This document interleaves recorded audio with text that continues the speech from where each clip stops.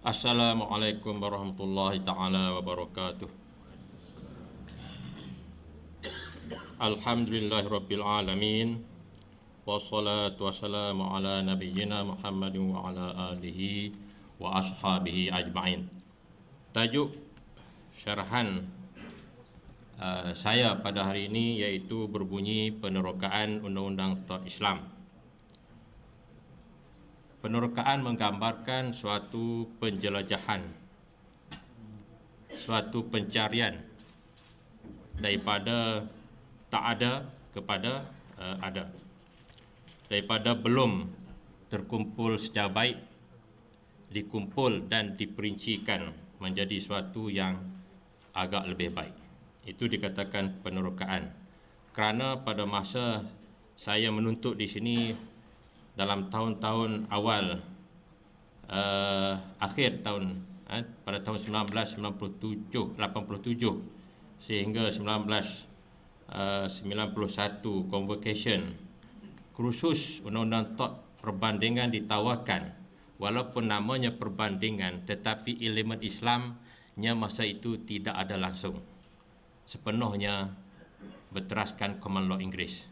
Sebab tidak ada rujukan dalam Undang-Undang Tauhid Islam ketika itu, belum ada buku rujukan. Oleh itu saya mengambil langkah, itu dikatakan penerokaan. Jadi saya meneroka daripada tidak ada ataupun daripada tidak sempurna begitu disempurnakan, sehinggalah apa yang saya akan bentangkan satu persatu nanti. Itu maksud penerokaan yang saya nyatakan dalam tajuk tersebut. Dan seterusnya undang-undang. Apa itu undang-undang? Sebenarnya undang-undang ini secara umumnya, konsepnya undang-undang dengan diri kita sebenarnya tersangat rapat. Tidak mungkin undang-undang itu boleh wujud tanpa diri kita. Dan tidak mungkin diri kita boleh wujud tanpa undang-undang. Walaupun secara konsepnya dia tidak bercantum, tetapi sebenarnya berpisah pun tiada. Itu dikatakan undang-undang dalam konteks undang-undang Allah Subhanahu wa taala. Saya dapat lakarkan rapatnya undang-undang dengan diri kita sebegini: serapatnya mata putih dengan mata hitam, serapatnya gula dengan manis, serapatnya masin dengan garam. Apa guna gula tanpa rasa manis? Apa guna diri kita tanpa undang-undang? Tidak ada faedahnya manis. Daripada mana datangnya manis kiranya tidak datang daripada gula? Begitulah keadaannya, ibarat yang boleh saya nyatakan hubungan yang rapat antara undang-undang dan diri kita. Tetapi oleh kerana terlalu rapat, maka kita tak nampak, kita tak rasa, kita merasakan dia terlalu jauh. Bagaimana kita boleh menapas sekiranya tidak ada undang-undang tanpa aturan yang ditetapkan, yang ditentukan, yang telah ditetapkan, ditakdirkan oleh Allah Subhanahu wa taala. Itu konsep. Sekiranya barang siapa memahami tentang konsep itu, saya rasa undang-undang yang lain itu mudah untuk dipahami. Undang-undang itu merupakan undang-undang yang zati, undang-undang yang hakiki. Yang kita akan lihat ini merupakan undang-undang yang aridi sahaja, yang bukan hakiki dalam konteks ilmu tauhid. Siapa yang belajar ilmu hakikat dia boleh faham lah, boleh faham lah tu Jadi kita akan pergi kepada ilmu syariat, insya-Allah selepas ini. Kenal gula mul'i manis, kenal garam mul'i masin, kenal undang-undang semestinya mul'i diri sendiri. Tak mungkin boleh kenal undang-undang sekiranya kita tidak ada. Itu dinamakan undang-undang yang hakiki. Tuan-tuan dan puan-puan yang berbahagia Datuk, seterusnya penerokaan undang-undang Tauhid Islam. Kita kembali kepada teks ataupun slide yang saya sediakan. Dalam meneroka dalam perbicaraan ini saya akan bahagi dia kepada beberapa bahagian. Pertama, pendahuluan yang tadi itu merupakan pendahuluan ataupun mukadimah yang dikatakan mukadimah sebelum mukadimah. Sekarang baru kita masuk mukadimah yang sebenarnya. kemudian undang-undang TOT, kemudian undang-undang TOT Malaysia dan Islam, undang-undang TOT Inggeris dan Islam, dan undang-undang TOT di negara-negara Timur Tengah dan juga di Asia Barat. Asasnya undang-undang TOT Islam, kemudian saya bawa menerjah untuk membuat perbandingan serba sedikit lah dengan undang-undang Malaysia, undang-undang Inggeris dan undang-undang Arab, undang-undang di negara-negara Timur Tengah secara sepintas lalu. Penerokaan ini sebagai pendahuluannya kerana belum ada satu kajian yang dilakukan secara menyeluruh berkaitan dengan undang-undang TOT Islam. Pada waktu permulaan kajian ini dilakukan, hanya 2 buah penulisan saja yang saya temui ketika itu pada tahun 1994 bermulanya kajian saya bermula berkaitan dengan undang-undang TOT. Yang saya dapat ialah yang pertama 2 buah artikel yang ditulis oleh seorang penulis dan diterbitkan dalam sebuah jurnal. Itulah tuan-tuan boleh lihat di situ, diterbitkan dalam Islamic Culture tahun 1998. Artikel agak ringkas dan sekiranya tidak ada basic ataupun asas, agak sukar untuk memahaminya.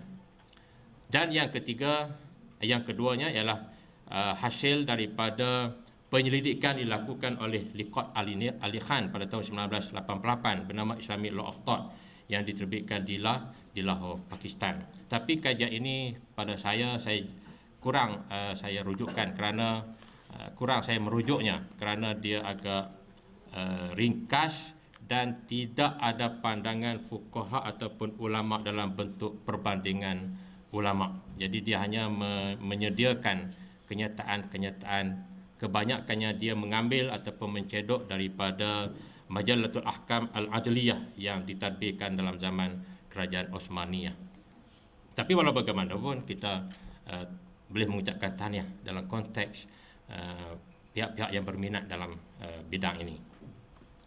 Jadi inilah gambaran sepintas lalu dua buah artikel yang dikeluarkan dalam tahun 1958 tersebut, dan ini jurnalnya, jurnal Islamic Culture, dan ini merupakan hasil yang saya katakan yang diterbitkan oleh Dr. Liqat Ali Khan Niazi di Pakistan tersebut dalam tahun 1988. Ini persoalan yang biasa ditanya kepada saya, apa itu TOT. Jadi senang untuk saya menceritakan di sini tanpa membuang masa. Saya bagi satu contoh. Contoh pertama, pemandu kenderaan yang mengalami kemalangan jalan raya atas kecuaian diri sendiri atau pengguna jalan raya lain, maka sudah pasti ia akan menuntut ganti rugi tambahan selain daripada yang telah dilindungi oleh insurans sekiranya ada seperti bil-bil perubatan. Namun mereka tidak sedar bahawa tindakan itu adalah salah satu daripada tindakan TOT. Jadi ganti rugi ataupun tuntutan ganti rugi hasil daripada akibat daripada dia mengalami kecederaan tersebut, itu dikatakan tindakan TOT selain daripada insurans. Insurans di bawah undang-undang insurans, dia tidak termasuk sebagai TOT. Itu contoh yang kedua dan contoh yang ketiga. Semuanya berkaitan ataupun berkisar dalam konteks kerosakan dan kemudian tuntutan sivil ganti rugi dilakukan di mahkamah, maka itu dikatakan sebagai tuntutan di bawah undang-undang TOT. Beberapa contoh laporan akhbar saya nyatakan di sini untuk mudah kita lihat bahawasanya dalam akhbar boleh katakan saban hari kes-kes yang boleh dikategorikan sebagai kes TOT. Cuma sama ada diambil tindakan di mahkamah ataupun tidak, itu tertakluk kepada individu yang terlibat. Cuma apa yang saya nak nyatakan di sini, ini merupakan kes-kes yang boleh diletakkan di bawah undang-undang TOT, seperti kes kecederaan berkaitan dengan ada hubung kait antara doktor dan pesakit dan sebagainya lah. Itu keratan akhbar ataupun kecederaan yang dialami disebabkan oleh pokok, oleh premis, oleh bangunan dan sebagainya. Termasuk juga kecederaan yang dialami disebabkan oleh binatang liar, anjing dan sebagainya. Ini boleh katakan kerap juga berlaku di kalangan masyarakat kita. Cuma oleh kerana budaya kita agak kurang untuk membawa kes ini ke mahkamah, kadang-kadang dia hanya menyelesaikannya di kalangan ahli masyarakat sahaja ataupun di luar mahkamah dalam bahasa undang-undang. Ini keratan akhbar. Seterusnya, takrif TOT. Ini dari sudut akademiknya, takrif tort yang diberi oleh Salman 1987 suatu kesalahan sivil. Tort merupakan kesalahan sivil, bukan kesalahan jenayah. Dia berbeza. Di mana remedinya ialah tindakan common law. Tujuan tuntutan tort ni ialah untuk mendapat ganti rugi selain daripada injunksi. Dia merupakan kesalahan sivil dan biasanya diputuskan berasaskan kepada common law. Kalau kita dulu berasaskan common law Inggeris, memang kita asaskan undang-undang kita pun common law Inggeris dalam konteks sivil bagi mendapat ganti rugi yang tidak terhad. Dikatakan tidak terhad di situ ialah ganti rugi itu tertakluk kepada pihak yang menuntut. Berapa banyak dia nak menuntut? Sebab tu ada kes-kes sivil antara lain macam contohnya libel ataupun slander, fitnah. Dia tuntut sampai 1 juta, 2 juta. Itu seperti dikatakan tidak terhad. Up kepada pihak yang mau menuntut ganti rugi tersebut. Dan ia bukan merupakan kemungkinan kontrak. Dia bukan kontrak. Kontrak tertakluk di bawah undang-undang kontrak yang eksklusif atau pecah amanah. Pecah amanah tertakluk kepada undang-undang trust atau semata-mata obligasi equity yang lain. Yang lain maknanya bergantung pada undang-undang masing-masing lah. Jadi tort bukan itu. Tort dia berdiri sendiri. Secara mudahnya dapat dikatakan bahawa perkataan tort berasal daripada perkataan Latin. Asal usul tort itu daripada perkataan Latin, tortus, yang bermaksud salah ataupun kesalahan. Kemudian Inggeris mengambilnya menjadikan satu terminologi dalam bahasa mereka. Tort juga dikekalkan. Kemudian seluruh dunia akhirnya menggunakan tort itu sebagai suatu terminologi undang-undang. Bila sebut tort semua orang tahu, walaupun maksudnya kesalahan. Jadi untuk menterjemahkan dalam bahasa Malaysia, hanya kita boleh terjemahkan sebagai salah atau kesalahan, tetapi untuk menjadi terminologi undang-undang agak macam tidak berapa sesuai. Sebab salah kesalahan tu dia agak umum. Undang-undang salah, jadi tak berapa sedap. Akhirnya kita kekalkan undang-undang tort sebagai satu istilah terminologi. Dan dia merupakan satu salah laku dalam kerangka sivil, bukan kerangka jenayah. Jenayah di bawah penal code, tort di bawah undang-undang sivil yang boleh berada di mana-mana. Ini terma tort lah, biasanya terma tort, pencerobohan ke atas diri dan sebagainya lah, salah tahan, salah simpan, penyebaran fitnah, perkataan niat jahat dan seterusnya yang lain. Ada atau tidak akta khusus? Kadang-kadang memang timbul juga persoalan. Mengapa tidak ada satu, ataupun saya tidak pernah tengok, tidak pernah jumpa satu akta tort ataupun tort act, tort enactment ataupun tort, tak ada, memang tak ada. Tort tidak boleh untuk kita wujudkan suatu akta khusus dengan nama akta tort, tak boleh. Sebab dia merupakan kesalahan, maka dia boleh duduk dalam semua akta yang ada berkaitan dengan ganti rugi. Asal ada saja akta sivil yang ada ganti rugi, maka tort ada di situ. Oleh itu dia tidak boleh duduk ataupun wujud secara khusus, akta tort secara khusus, tak boleh. Sebab dia tidak boleh meliputi keseluruhan.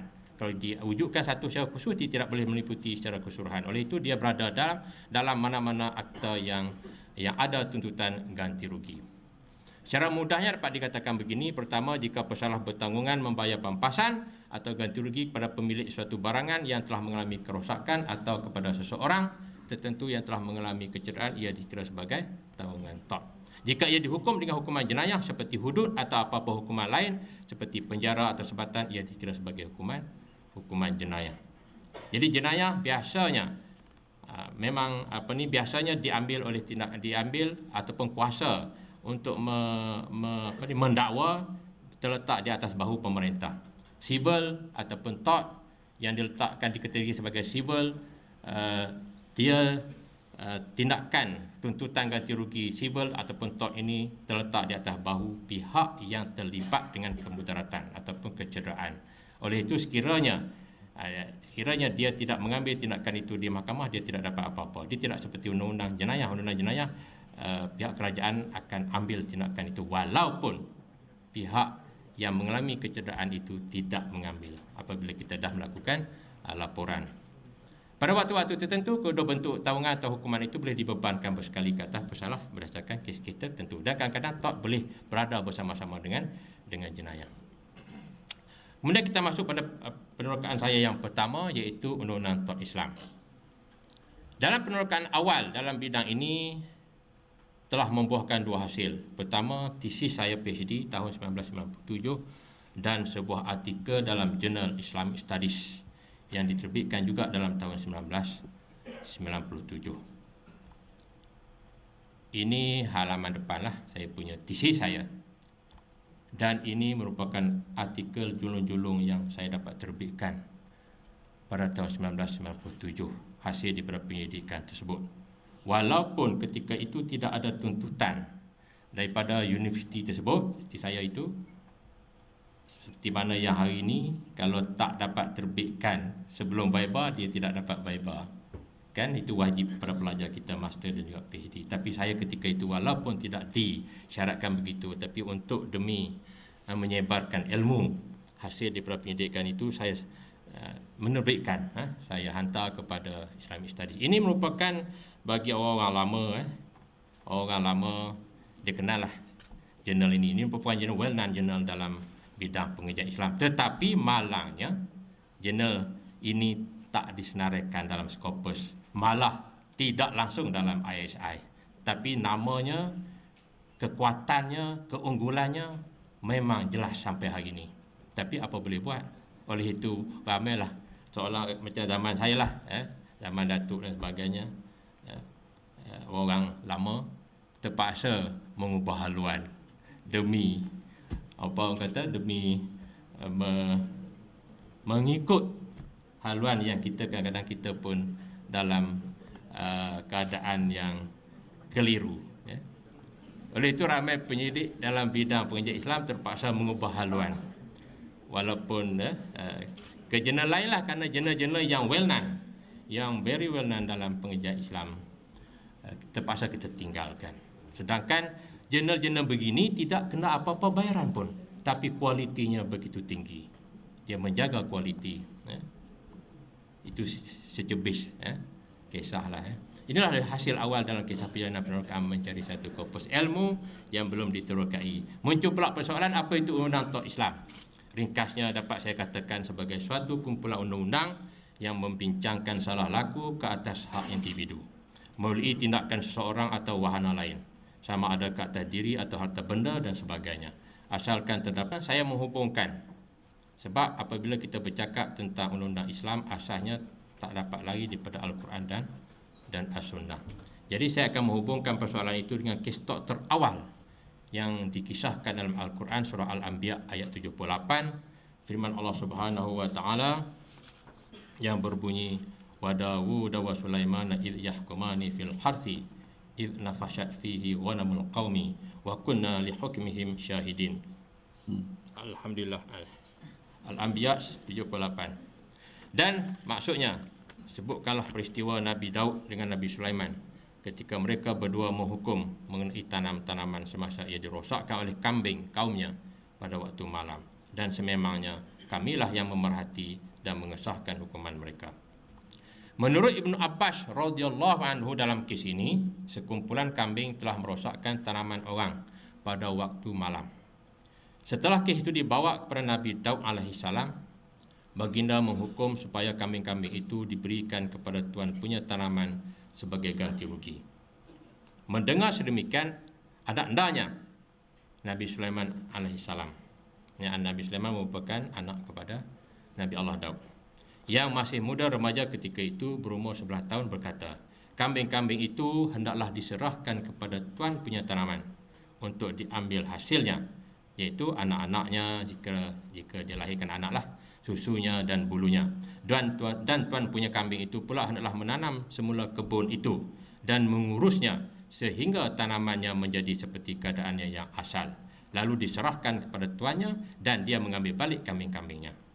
Itu merupakan konsep ganti rugi ketika itu.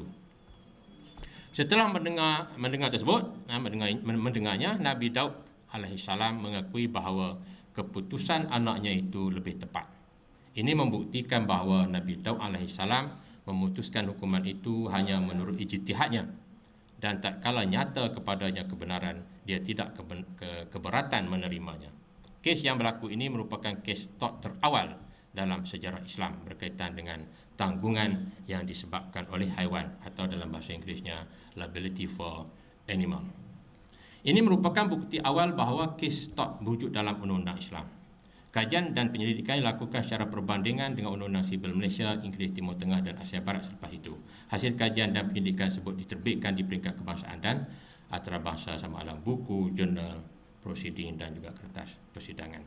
Kadang-kadang timbul kekeliruan apabila disebut tort Islam kerana perkara yang selalu dibincangkan oleh ahli undang-undang ialah hudud, qisas, diyat, ta'zir. Mana itu tort? Jarang orang dengar. Sebenarnya tort ada di mana-mana. Asalkan ia merupakan tuntutan ganti rugi, maka ia akan wujud di situ. Tak kira sama ada dalam hudud, dalam qisas, dalam diyat ataupun dalam ta'zir, asal ada elemen ganti rugi, maka tort wujud di situ. Contoh, tanggungan tort bersekali dengan hukuman jenayah ialah kes kecurian. Dalam kes ini terdapat pencampuran pencerobohan, iaitu pencerobohan terhadap hak Allah dan hak individu. Hukuman terhadap pencerobohan terhadap hak Allah ialah potong tangan apabila cukup syarat-syaratnya, iaitu undang-undang jenayah, iaitu undang-undang hudud. Manakala tanggungan terhadap hak manusia ataupun hak individu, ia mengembalikan harta yang dicuri itu kepada pemiliknya atau membayar ganti rugi. Itu merupakan undang-undang tort. Jadi undang-undang tort ini boleh berada di mana-mana. Jadi undang-undang jenayah sekiranya dibuat laporan, kalau kita sekarang ini dibuat laporan di balai polis, pihak polis akan mengambil tindakan. Walaupun pihak yang terlibat ataupun yang mengalami kerugian itu tidak mengambil apa-apa tindakan, polis akan mengambil tindakan daripada A hingga Z. Sehinggalah sekiranya cukup syarat potong tangan ataupun dilepaskan. Tetapi undang-undang tort ini pihak yang mengalami itu saja yang akan mengambil. Sekiranya dia tidak mengambil, dia tidak dapat apa-apa. Itu beza antara jenayah dan sivil. Jadi untuk lebih mudah memahami perbezaan antara tajuk perbincangan undang jenayah Islam dan tort Islam, ia dapat disenaraikan seperti berikut. Yang saya senaraikan ini sebab asalnya tort dia wujud kemudian daripada undang jenayah. Jadi jenayah seolah macam bapa, tort macam anak. Itu. Sebab itu dalam Islam istilah tort tidak wujud kerana semua kesalahan diletakkan di bawah al-jinayah atau al-jarimah. Jadi tort datang kemudian di bawah disebut al-qanun al-madani. Jadi apabila dipecahkan undang-undang, dia jadi begitulah senarainya. Tajuknya pun berlainan dan istilahnya pun berlainan. Undang-undang jenayah Islam itulah nama-nama yang popular dalam istilahnya, dan begitu juga undang-undang tort Islam telah dipecahkan. Untuk tujuan penyidikan, saya memohon geran penyidikan daripada DBP Dewan Bahasa dan akhirnya dapat diwujudkan sebuah buku undang-undang tort Islam. Ini dalam label yang pertama ataupun dalam peringkat pertama. Alhamdulillah berjaya mendapat kod F201000, kod penyelidikan bidang sains sosial Dewan Bahasa dan Pustaka. Dan inilah hasil julung hasil yang dapat diterbitkan oleh Dewan Bahasa. Setelah terbitnya buku ini, barulah dapat memenuhi lakuna, terutamanya di Malaysia lah, memenuhi lakuna yang langsung saya boleh katakan tidak ada ketika itu. Sebelum 2009 tidak ada buku rujukan undang tort. Jadi kita base kepada pengajian tort ketika itu purely ataupun 100%-nya ataupun secara 100%-nya kepada undang-undang Inggeris. Tidak ada rujukan undang kepada undang Islam. Inilah ini dia punya kandungan lah, dapat meliputi 15 bab. 15 bab. Sebab tort ni dia luas. Sebab itu terpaksa sampai ke menjadi 15 bab. Biasanya buku dalam 6 ataupun 7 bab sahaja. Pada waktu yang sama beberapa artikel dapat diterbitkan lah yang berkaitan dengan undang-undang tort Islam. Inilah antaranya Arab Law Quarterly yang berpangkalan di Netherlands. Ini waktu ini belum lagi disenarai di bawah skopus atau PSI, tapi sekarang dah disenaraikan. Arab Law Quarterly ini di bawah skopus, ISI belum. Jadi bagi yang profesor belum ni lagi, KPI belum cukup lah. Profesor KPI dia ISI. Skopus. Jadi Islamic Studies ini belum. Sebab tu kalau kita lihat senarai ISI Scopus memang tak ada. Islam tu tak ada. Tapi well known, very well known Islamic Studies ni bagi orang-orang yang lama-lama. Hamdah Islamicah pun sama. Ini antara jurnal-jurnal yang ada nama dalam pengajian Islam, tapi tak senarai di dalam Scopus ataupun ISI. Saya dengar. Pernah dengar? Saya dengar. Arab Law Quarterly dan sebagainya. Dan ini jurnal barulah dikeluarkan oleh sebuah universiti Islam yang ditubuhkan di Netherlands, di Journal of Rotterdam. Universiti ini di Rotterdam lah. Dia menjemput saya menulis, maka saya pun menulis lah. Yang dikeluarkan. Ini yang kita lah. Ini yang seumur dengan penubuhan Fakulti Pengajian Islamiat. Dan sekarang pun dah mencapai jilid yang ke-30 lebih lah. Ini pemikir dan ini Malaysian Journal of Environmental Management. Ini Islamiyat, ini Ijtihad, yang mana ini jurnal ni kita buat kerjasama antara Jabatan Syariah dengan IAIN Imam Bonjol di Sumatera. Ini rampak serantau yang dikeluarkan oleh 3 buah negara, Malaysia, Brunei dan Indonesia. Dikeluarkan oleh Dewan Bahasa dan Pustaka. Dan hasil daripada kajian itu juga saya dapat lontarkan ataupun saya dapat kirimkan, saya dapat sumbangkan kepada European Group on Tort Law yang berpangkalan di Vienna untuk mewujudkan satu prinsipal, dipanggil Principle of European Tort Law. Jadi saya sarankan supaya melihat juga dalam konteks untuk mewujudkan prinsipal European of Tort Law itu, lihat juga prinsip-prinsip dalam undang-undang tort Islam. Dia tebal sebenarnya, tapi ini sebagai satu lampiran sahaja. Jadi akhirnya berjaya diwujudkan dan tapi sebenarnya dalam secara general atau secara umumnya prinsip tu boleh katakan tidak ada banyak beza, cuma pendekatan saja. Mereka merujuk kepada akal, kita lebih kepada wahyu. Itu saja. Tapi dalam konteks keadilan tu dia ke arah yang sama. Itu saja. Jadi saya bagilah itu kepada sana pihak grup tersebut. Selain itu saya juga dijemput mewujudkan ataupun memberi sumbangan satu bab khusus berkaitan dengan undang-undang tort Islam yang akan diterbitkan di Italy, University yang akan diterbitkan, dicetak oleh Edward Elgar Publishing Limited di Italy, yang akan disunting oleh Profesor Mauro Bossani. Dialah yang menghubungi saya. Jadi bahagian saya dah selesai, cuma dia melibatkan banyak bab, maka bab-bab yang lain tu ada yang belum selesai. Lebih kurang dah 1 tahun lebih dah projek ini. Jadi tak dapat diterbitkan lagi lah. Ni namanya Comparative Tort Law, Handbook Comparative Tort Law yang akan diterbitkan di sana. Tapi saya Islamic Tort Law lah, diberi kepada saya satu bab. Ini dia punya agreement dia lah yang telah pun dilakukan dengan syarikat tersebut, contributors contract. Habis penerokaan yang pertama, pergi kepada penerokaan yang kedua, iaitu Torts Malaysia dan Islam. Dalam niche bidang undang-undang tort Islam dilakukan dengan dikaji bersama-sama dengan undang-undang Malaysia. Langkah awal melalui cuti sabatikal saya 9 bulan dalam tahun 2005 hingga 2006 dan dibantu oleh seorang pelajar peringkat sarjana yang akhirnya dapat menghasilkan sebuah buku fitnah, suatu kajian dalam undang-undang tort Islam dan undang-undang tort Malaysia, diterbitkan oleh Dewan Bahasa 2009. Itu bukunya. Jadi barang siapa yang nak mendapat maklumat berkaitan dengan fitnah, saya rasa bolehlah membantu. Beberapa buah artikel dapat diterbitkan sama ada di peringkat antarabangsa ataupun nasional. Antaranya di sinilah Jurnal Undang-Undang Syariah Brunei, Malaysian Journal of Environmental Management. Ini buku yang diterbitkan oleh Jabatan Syariah secara berkala, isu syariah dan undang-undang. Dinamakan sebagai buku suntingan. Sama jugalah, cuma sirinya berlainan. Serba ringkas berkaitan dengan pendidikan dalam bidang undang-undang tort Islam dan Malaysia. Undang-undang tort Malaysia, asas rujukannya ialah Common Law Inggeris, keputusan kehakiman dan statut tempatan. Ini antara undang-undang sivil yang ada kaitan dengan undang-undang tort. Banyak, 70 lebih undang-undang sivil yang sekiranya di dalam ini ada ganti rugi, maka ia dikira sebagai tort. Itu semua tu melibatkan kajian.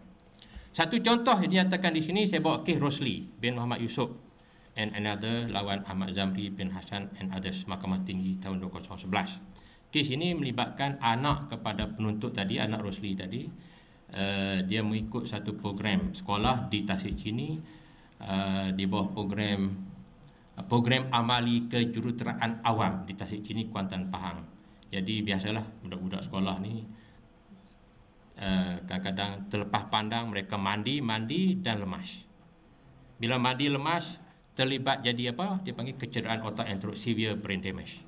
Maka bapaknya bagi pihaknya, sebab dia dah paralyzed, dia tak sedar. Maka bapaknya bagi pihaknya mengambil tindakan mahkamah. Plaintiff, ni plaintiff. Jadi plaintiff mana bapaknya lah. Jadi di situ doktrin res ipsa loquitur terpakai, iaitu maksudnya doktrin ini adalah benda itu sendiri menjelaskan kedudukan sebenar. Jadi dengan kejadian tersebut, maka dikira sebagai ada kes. Macam aksiden lah. Bila berlaku aksiden, kita tak boleh tunjuk ke mahkamah buat aksiden satu lagi. Mana boleh. kan? Accident yang kedua, jadi akan berlaku banyak accident lah pula. Jadi itu prinsip itu diguna pakai, dipanggil res ipsa loquitur. Ini prinsip yang popular dalam undang TOT lah. Jadi dia panggil dalam bahasa Inggeris, the accident tells its own story. Maknanya kejadian itu menceritakan, walaupun kita dah tak nampak. Itu dipanggil res ipsa loquitur. Jadi akhirnya mahkamah menimbangkan beberapa perkara lah. Beberapa perkara, banyak perkara yang ditimbangkan. Dan apa yang saya nak highlightkan di sini ialah inilah antara kes-kes yang dikatakan rujukan common law dan juga keputusan mahkamah yang dirujuk.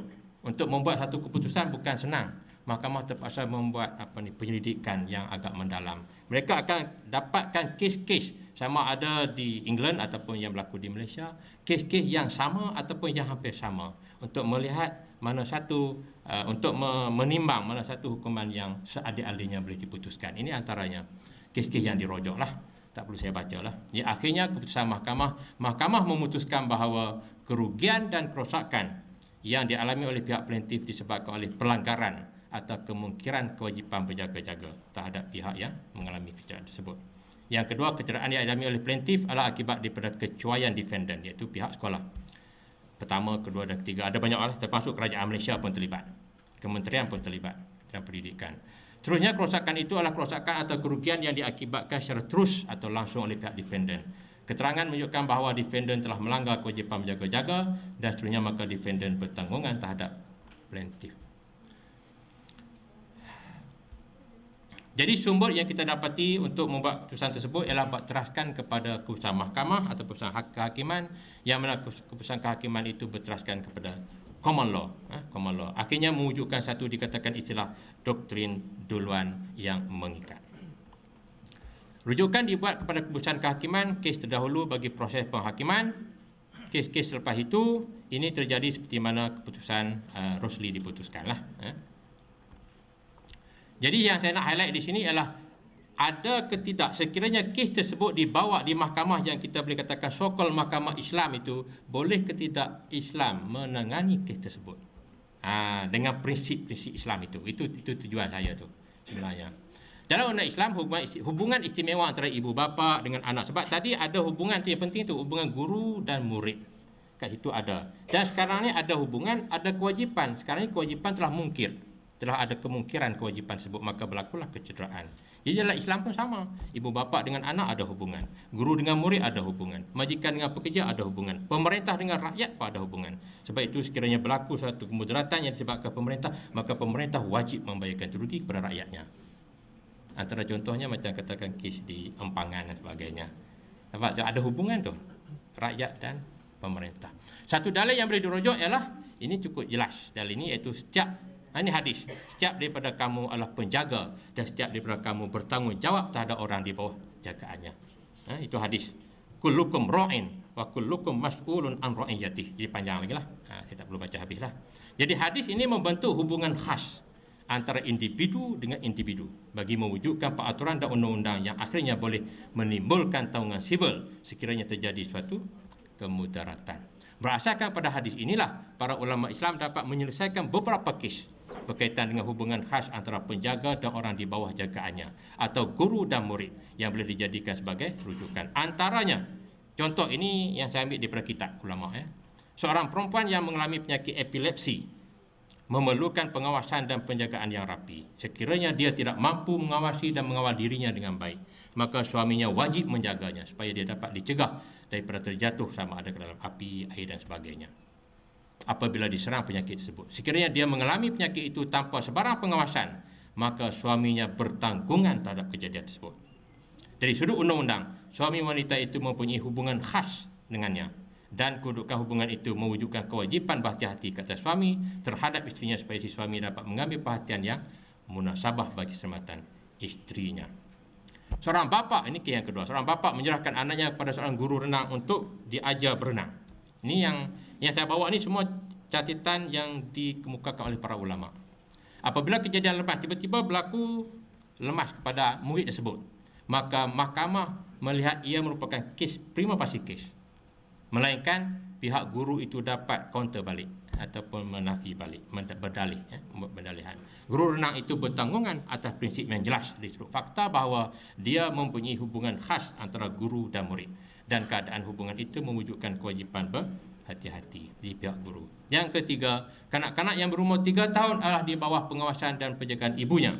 Oleh itu, jika ibunya keluar rumah dan membiarkannya bersendirian tanpa pengawasan dan tiba-tiba kanak-kanak itu mengalami kecederaan, maka ibunya bertanggungan terhadap kejadian tersebut. Ibu mempunyai kewajipan berjaga-jaga terhadap anaknya agar dia sentiasa selamat. Ini membuktikan wujudnya hubungan khas atau hubungan istimewa dari sudut undang-undang antara ibu dan anak. Apabila dibuat pembandingan, kita dapati kes Rosli tersebut dengan prinsip yang dikemukakan oleh undang-undang Islam tidak ada banyak perbezaan, cuma pendekatannya sahaja yang berbeza. Tujuannya satu, iaitu untuk mendapat keadilan. Penerokaan yang ketiga, undang-undang Islam dan Inggeris, civil Inggeris yang boleh dibuat kajian di bawah undang-undang TOT. Banyak sebenarnya. Kalau nak buat kajian ni, saya ingat mati hidup balik pun mungkin tak habis dia punya. Dan buat satu-satu lah maksudnya begitu. Sepanjang penerokaan pada tahap ini, beberapa artikel dapat berjaya diterbitkan di peringkat antarabangsa dan juga international, antaranya Islamic Quarterly yang berpangkalan di London, Islamic Studies samalah berpangkalan di Pakistan. Ini jurnal undang-undang di IKIM lah dulu. Sekarang ni saya pun tak tahu masih keluar ataupun tidak. Ini merupakan antara edisi khas sempena memperingati almarhum Profesor Emeritus Ahmad Muhammad Ibrahim. Maka saya dijemputlah untuk memberi sebuah artikel. Ini sama jugalah. Ini siri lain lah ataupun jilid lain. Ini hikmah yang di satu pertubuhan hikmah di Jalan Ampang, Kuala Lumpur. Ini pun dia menghubungi saya secara personal untuk dapatkan artikel. Dan ini tidak perlu bayar, tetapi dia yang bayar kat saya. Terbalik. Dia punya agak substantial amount juga saya dapat. Yes. Ini terbalik tu. Itu agak berbeza tu dengan pendekatan hari ini. Kalau ISIS Corpus kita kena bayar. Ini dia bayar kat kita. Patutnya begitu. Dia menghargai sumbangan kita, patutnya begitu. Selain daripada itu, saya dapat menghasilkan 2 manuskrip dan satu sudah pun keluar. Ini dia. Ini panas lagi 2013, dan ada satu lagi lah yang belum keluar. Dan penulisan ini dia bersiri sebenarnya, dan ada banyak lagi, mungkin sampai 4 ataupun 5. InsyaAllah telah pun akan dikeluarkan oleh pihak Dewan Bahasa, dan pustaka ini pun dikeluarkan oleh Dewan Bahasa, dan pustaka ini dalam bahasa Inggeris. Sebab pihak jabatan pun nak buat pendekatan lecture dalam bahasa Inggeris dalam stern dengan izin dalam kursus-kursus tertentu. Maka sebab tu saya cuba buat 2 bahasa lah untuk pelajar senang membuat rujukan. Di bawah ini dinyatakan 2 hasil penerokaan Islam dan Inggeris. Sebenarnya banyak sangat. Antaranya dikatakan sebagai alterum non lede. Ini satu istilah dalam undang-undang TOT jugalah. Ini bahasa Latin. Dia undang-undang ni banyak bahasa Latin sebenarnya. Damnum sine injuria. Apa dia maksudnya?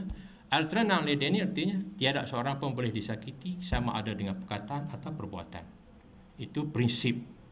Itu prinsipnya.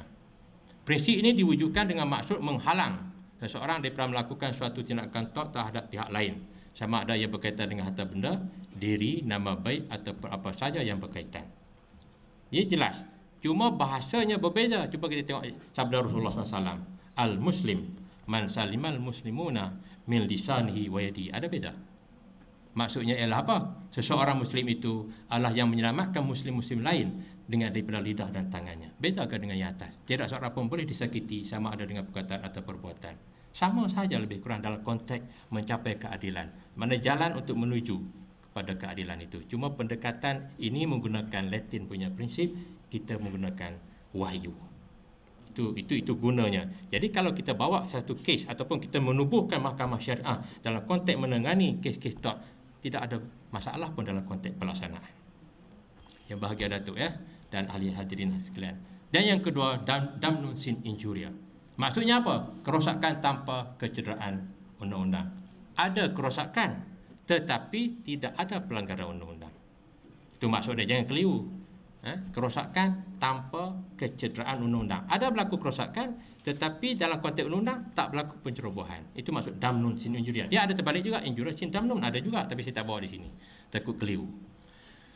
Plaintiff, ini dia boleh berlaku dalam kes sebagai contoh persaingan dalam perniagaan. Mana boleh kita ambil tindakan mahkamah, kan? Asalnya kita buka satu kedai tom yum sebuah, kemudian dengan untung 1,000 katakan, kemudian ada kawan sebelah pula buka besoknya, maka keuntungan kita rugi tinggal 500. Tak boleh ambil tindakan mahkamah. Itu dikatakan damnum. Kerosakan ada kita alami, tetapi itu legal, tapi tidak berlaku pencerobohan undang-undang. Sebab tu kes itu tidak boleh bawa ke dalam mahkamah. Untuk saya dulu untung 1,000, sekarang ni dia dah buka, dia jahat. Tak boleh macam tu. Ataupun dalam konteks kerosakan yang berlaku dalam situasi terpaksa atau darurat bagi mencegah kemudaratan yang lebih besar. Kalau berlaku pun tak boleh ambil tindakan mahkamah.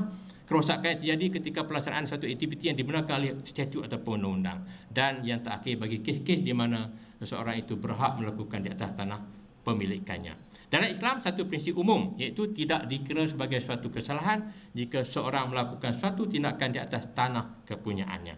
Jadi kalau dia buat apa-apa aktiviti atas tanah dia, tiba-tiba ada orang masuk, maka dia tidak bertanggungan apa-apa tanggungan. Peraturan ini sebenarnya telah diambil daripada satu kaedah umum al-jawaz asy-syar'i yunafi al-taman, ataupun keharusan yang diberikan oleh syarak menafikan tanggungan. Jadi kesnya antaranya boleh kita rujuk, antaranya ialah jika seorang menggali parit atau saliran air di atas tanah miliknya, tiba-tiba ada penceroboh atau haiwan milik orang lain terjatuh ke dalamnya dan mengalami kecederaan atau kematian, pemilik tanah tidak bertanggungan. Itu dikatakan sekiranya dibenarkan ada damnun tetapi sin injuria, tidak berlaku pencerobohan, tidak boleh ambil apa-apa tindakan.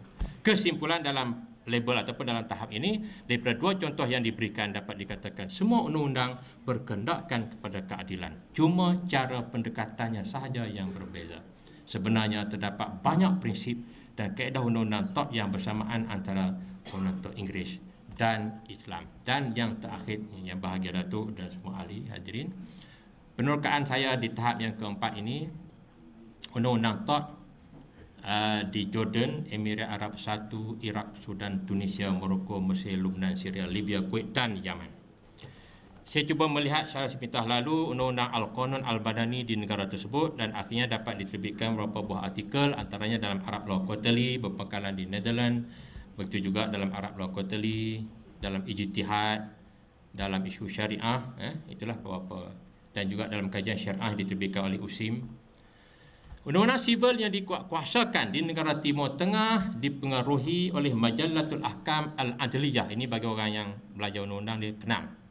Ataupun dalam bahasa Melayu ini dikatakan undang-undang sivil Islam. Dilaksanakan dalam semasa pemerintahan kerajaan Osmaniyah dulu, iaitu antara tahun 1867 hingga 1877 sebelum dihapuskan oleh pemerintahan Kamal Atatürk 1926.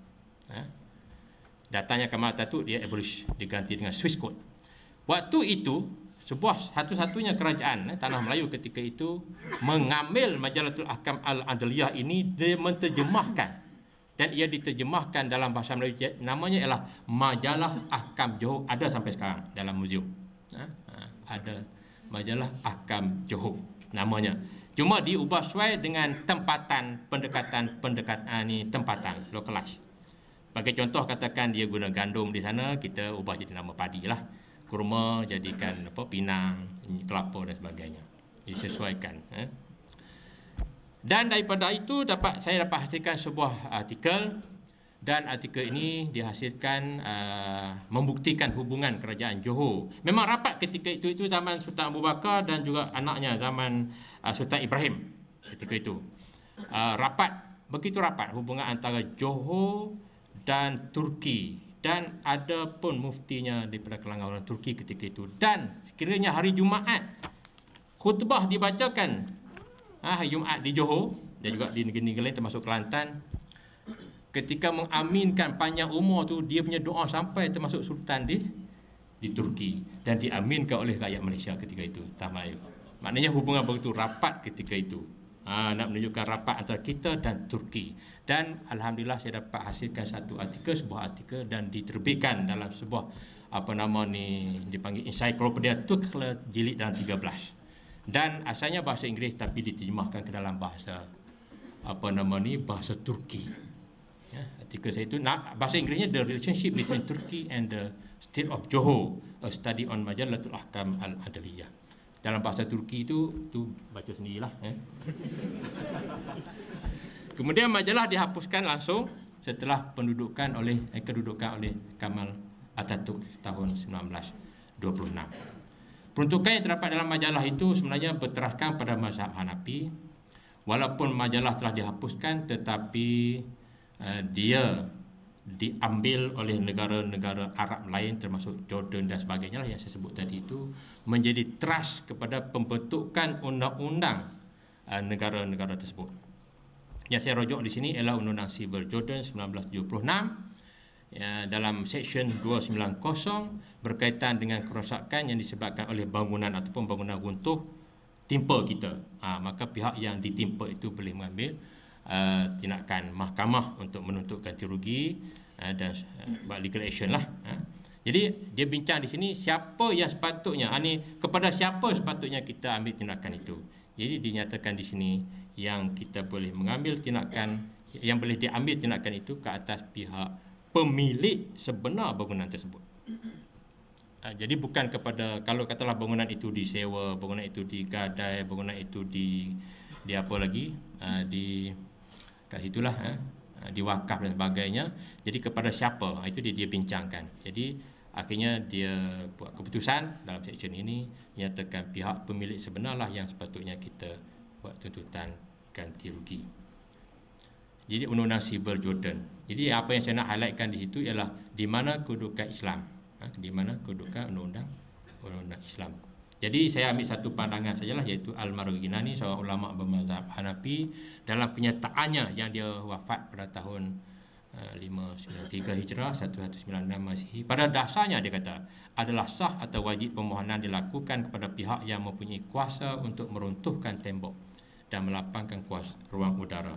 Pihak yang tidak mempunyai kuasa berbuat sedemikian adalah tidak sah untuk dibuat permohonan kepada mereka. Itu maksudnya kita hanya boleh kepada pihak yang ada kuasa, iaitu pemilik sahaja, tidak kepada orang lain seperti pemegang gadaian, penyewa, pemegang amanah dan penghuni rumah.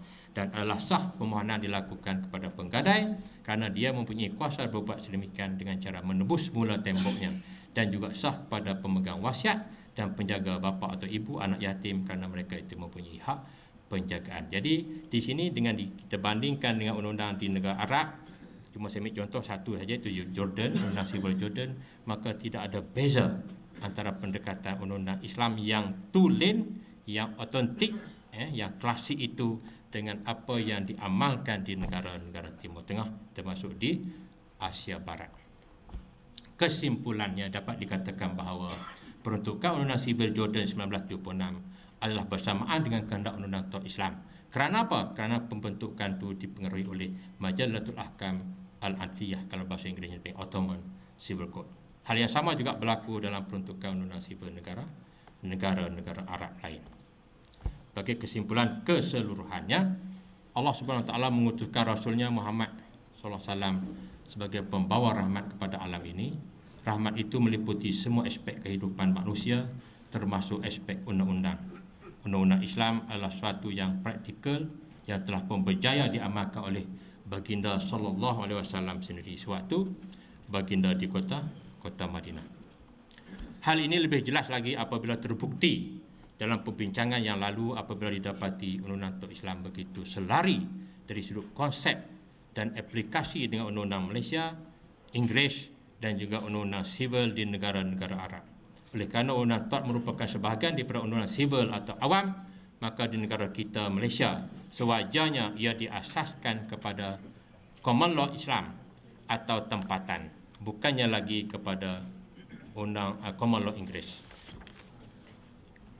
Oleh itu, kita sewajibnya bergerak pada suatu dimensi baru yang tidak lagi terikat atau bergantung kepada common law Inggeris, kerana kita mempunyai common law sendiri yang juga boleh dinamakan sebagai common law Malaysia.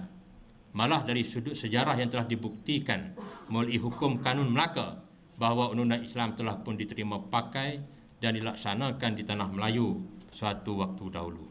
Oleh itu adalah lebih sesuai Common Law Malaysia itu diserasikan pula dengan Common Law Islam yang jelas boleh dilaksanakan secara praktikal dan bersesuaian dengan kehendak naluri manusia. Hal ini terbukti daripada perbincangan yang lalu bahawa Undang-Undang Taught Islam berteraskan prinsip serta kaedah yang sudah difikirkan secara empirik oleh para sarjana Islam. Dari sudut keamalannya, Common Law Islam merupakan Common Law sejagat yang tidak pernah bertentangan dengan tindakan dan fitrah serta akal budi manusia yang waras. Sebagai perangkaannya, sepanjang karier akademik saya, penghargaan saya kepada semua pihak